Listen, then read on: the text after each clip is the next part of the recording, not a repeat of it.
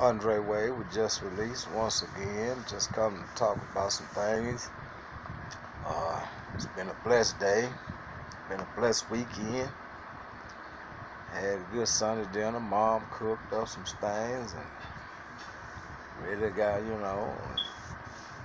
take you back to them old days, to them old Sunday days, them old grandmamas and everybody at the kitchen table. Remember them days? I'm blessed to have my mother. My brother's still living. I wish I had my grandmother, but I don't. Be thankful that if your grandmother, your grandparents are still living. Be thankful for that, man, because I lost all my grandparents while I was incarcerated. Didn't get an opportunity to go to not one funeral. Them people don't care. Them people don't care when they lock you up. They don't care who raised you, who you love. They don't care. Them people would not let me go to not one of my. I didn't go to now funeral of anybody of immediate family that died in my family. My father, nobody. Stepfather, nobody. Them people would not allow me to go. And that hurts, man. That hurts when, these people's the ones, help bring me up. These people loved me, man. These people, hey, man. My grandparents. I pray, that if you went to see your loved ones today and pieces upon them and everything is all right in the institution where they are and they're not on lockdown. I just wanted to speak on, some things concerning parole. Somebody asked me, to talk about a little bit about parole. And I just wanted to say, parole, man, and, they say is a privilege. They talk about how it's a privilege and what you have to do in order to make parole. But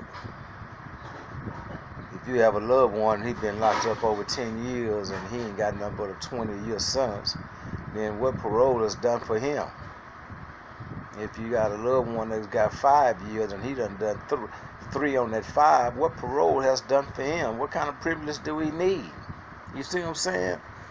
What privilege is it to, the law states, once again, the law states that, you have to do 1/4 or 1/3 of your sentence or 1/2. Now, if I've done a 1/3 of my sentence and I meet the criteria of making parole, then I should make parole. Because that's what your law say. That's what your law say. See, if I come up for parole and it's my first time, and I meet the criteria, and meaning what I mean about meeting the criteria is I haven't had a major case in the past year. I done indulge in the vocational activities, school and all. I got parole letters from my family stating, how they're gonna support me. These are the things that all that you need when you come up for parole. Things that make your character look good, make you look like you've been doing something, especially if you've been down there more than 2 years or more than a year and a half. So some things that you should have been accumulated by being there. And so if I got these things and they come in front of the parole board, these things should help me with the fact that your law says that I have to meet the criteria of making parole. But then you go to hollering about what parole is not a privilege. If it's not a privilege, then what is it for? What is it for? If parole is not a privilege, then what is this being in a parole manual? What is the parole manual for?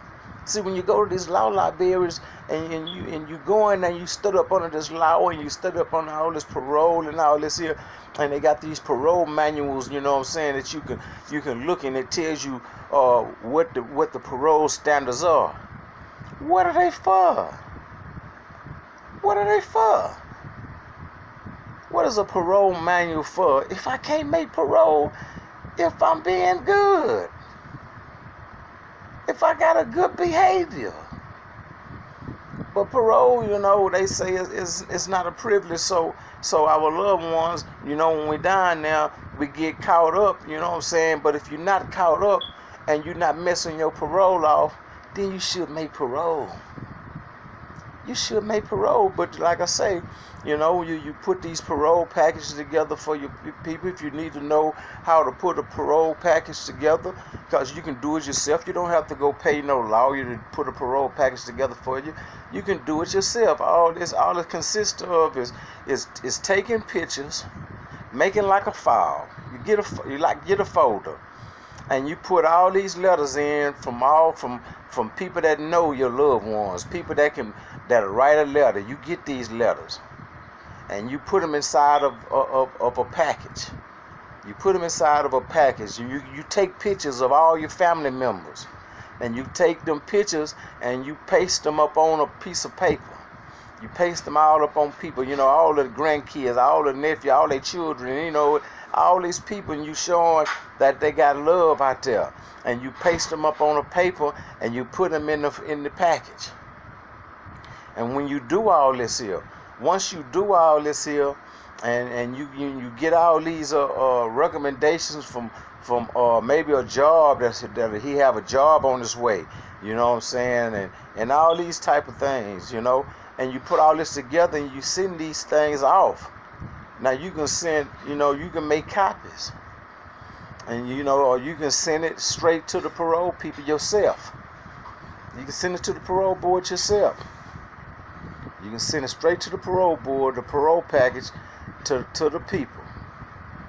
And you know, these things, it works in a parolee's favor, because it's showing that you got people out there that care about you. You got support out there. That means so much. See, if your loved one got 50 years and they been locked up, you know, 25 of the 50, and he steady coming up, but ain't nobody supporting him, then his chances of making parole is kind of slim.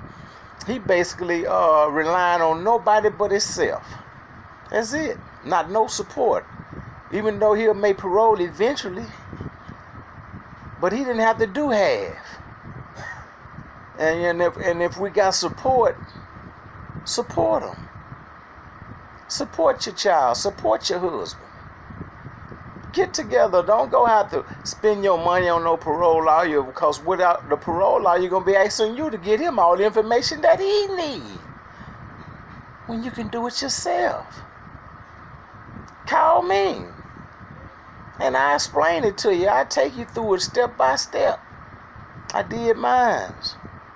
My brother did one for me. I never forget, my brother did one for me. My brother, you know, he good at legal. He's a paralegal. He's locked up, and he does, and also he do real good when he done got a lot of guys out of prison with his parole file, and that he puts together. And he had did one for me, and it was great.